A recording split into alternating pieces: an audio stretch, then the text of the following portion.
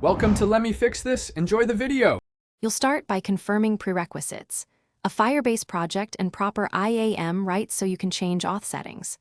Open Firebase console and select Authentication. This is where you enable providers. Once there, choose Sign-in method and click Google. Enable it.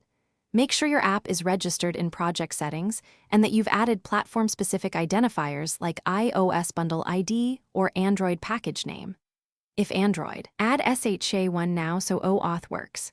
These initial steps set credentials and allow OAuth flows to succeed.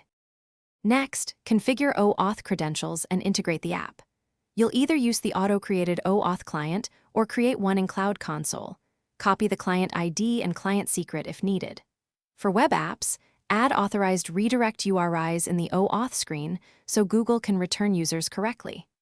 In your app, install and initialize the Firebase SDK, then implement sign-in with pop-up or sign-in with redirect for web, or the Firebase auth methods for Android/iOS.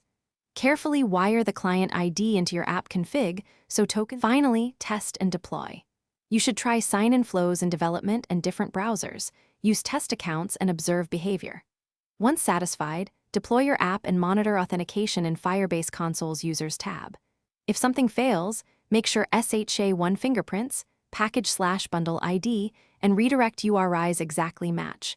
Mismatches cause OAuth errors. Review Firebase debug logs and Google Cloud IAM errors for permission issues. If stuck, revoke and recreate OAuth credentials. Then reconfigure the client ID in your app and retest the flow. Thanks for watching. If you found this helpful, don't forget to like and subscribe.